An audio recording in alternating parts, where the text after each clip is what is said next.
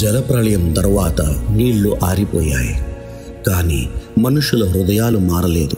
వారి ఘనత, గర్వం చాటించుకొనుటకు వారు ఎత్తైన గోపురాలు కట్టడం మొదలుపెట్టారు. జలప్రళయానికి మునుపు భూ ప్రజలు దయను, కరుణను మరచి ఎలా ప్రవర్తించారో, నోవాహును చూసి ఏ విధంగా ఆ తరము వారు అపహాస్యం చేశారో, మరలా భూమి అదే విధంగా మారిపోయింది. ప్రజలు తమ కొరకు విగ్రహాలను చేసుకొని దారి తొలగి జీవించసాగిరి. అబద్ధాలతో, అక్రమంతో నిండుకున్న ఆ ప్రపంచంలో ఒక వ్యక్తి మాత్రం విన్నాడు. మరెవ్వరూ వినలేని దానిని ఆ వ్యక్తి మాత్రం విన్నాడు. అతడు ఒక భీకరమైన శబ్దాన్నో, ఉరుము వంటి శబ్దమునో వినలేదు, కానీ తనలోనే మాట్లాడుతున్న ఒక సున్నితమైన స్వరమును విన్నాడు. నీవు లేచి నీ దేశమును, నీ తండ్రి ఇంటిని, నీ బంధువులను, స్వల్పమైన వాటన్నిటిని విడిచిపెట్టి రా, విశ్వాసం మాత్రము కనుగొనగలిగే చోటికి రా అని ఆ స్వరం చెప్పింది. అతడు చుట్టూ చూశాడు. ఆ స్వరం మరెవ్వరికీ వినబడలేదు. అతడు వారికి చెప్పినప్పుడు వారు అపహాస్యం చేసి నవ్వారు. ఏ విధంగా అయితే నోవాహు ఓడను చూసి ఎగతాళి చేశారో, ఇప్పుడు ఇతనిని కూడా ఎగతాళి చేస్తున్నారు.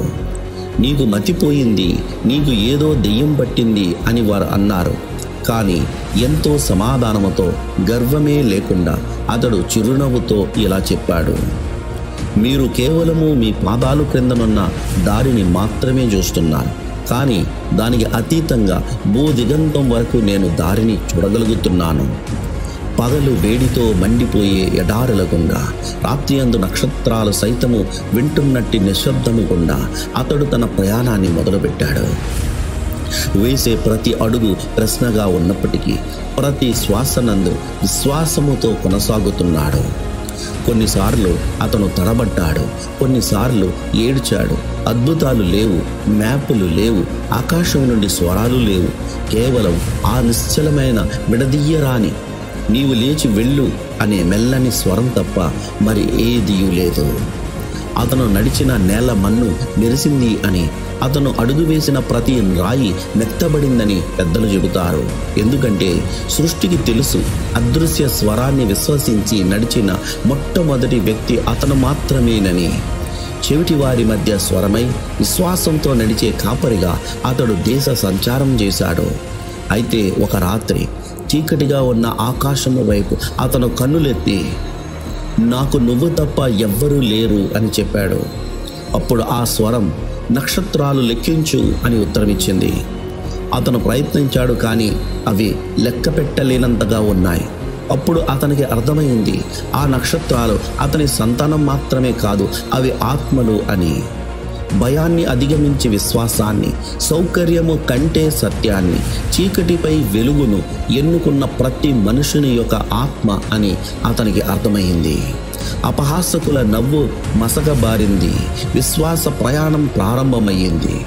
అతను ఒంటరిగా నడవలేదు, పరలోకం అతనితో కూడా నడిచింది.